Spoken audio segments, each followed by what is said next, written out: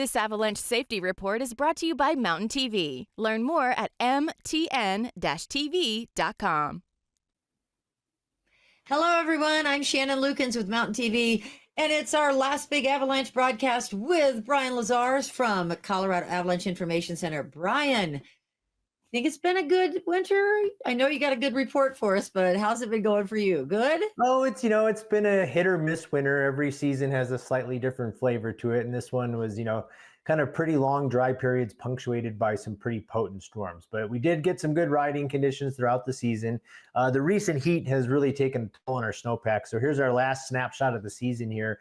And as we head towards the end of April and into May, we are sitting at 70% of long-term median, which is not great news for our water supply here. We do have some stormier and more unsettled weather on the horizon over the next week or two. So hopefully that slows down that melt curve. But right now we're not looking in great shape as we head towards May in terms of our long-term median snowpack. The good news is that we've been getting, really nice, good freezes at night. And this has allowed us to essentially move to low danger, which means generally safe avalanche conditions across all mountain areas of Colorado, which means this is great. It's springtime. This is when people start pushing into, bigger objectives, steeper terrain. And right now, Mother Nature is cooperating with generally safe avalanche conditions. There are a couple caveats that I will mention here in just a second. And here's the reason that we've been able to go to low danger. This top red line here is temperature. And I just picked a point location in the Elk Mountains, kind of central part of Colorado, but it's really a good example of what's going on everywhere. You can see our daytime highs are still poking up into the low to mid 40s in some locations. But if you look at those low temperatures overnight, we're still dropping down into the low 20s, low to mid 20s.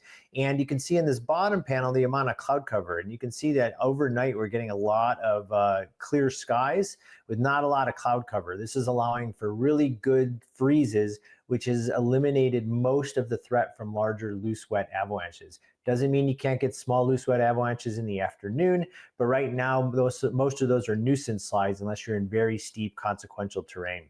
And that's what has allowed these generally safe avalanche conditions. Great time to get out there and explore.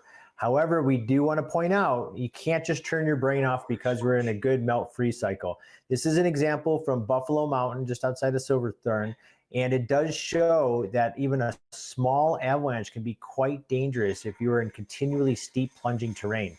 This skier triggers a pretty small wet loose avalanche in a steep couloir, and you can see once he gets caught up in the moving debris, how hard it is for him to extricate himself from that.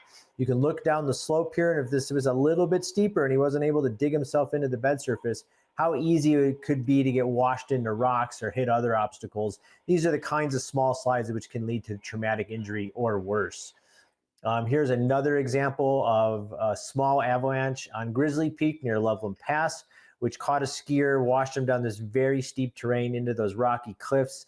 They sustained a lower leg injury, which did require a fight for life evacuation. And lastly, another small windstorm avalanche that was triggered near Berthoud Pass. And you can see here the person was able to kind of stop themselves from taking the full ride. But again, as we push into this very steep consequential terrain, which a lot of people do at this time of the year to get those spring objectives, which aren't often safe during the midwinter, we need to remember the consequences of even being swept off your feet. You can see here we're in a pretty dry period until we get towards the weekend. You'll see these blue colors starting on Monday through Wednesday kind of zip through Colorado. We could see 5 to maybe 10 inches favoring the northern mountains, with a return to maybe some wind slab problems as we get into the earlier part of next week. And lastly, I just wanted to point out this example to hit the point home. This is from 5 years ago, but it was at the exact same time as this year.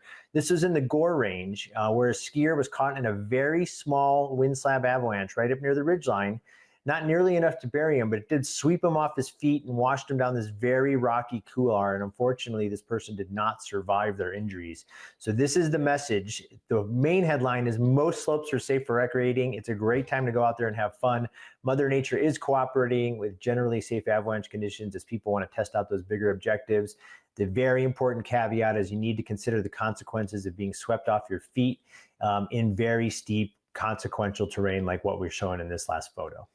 Well, Brian, there was another advice that you gave. You can't just turn your brain off. That is a good one. Yeah, that probably applies to more than just backcountry travel. I Yeah. think that's a life lesson in general. And I do want Every to remind teenager. people, this is our last Mountain TV, episode of the season, but we are not done forecasting. So we will continue to issue daily avalanche forecasts every day for all mountain areas of Colorado through the end of May. So please check your forecast before you go out there. And remember, as we move into those warmer springtime temperatures, a good mantra for spring is to start and end your day early to avoid getting caught up in wet avalanche activity in the afternoon.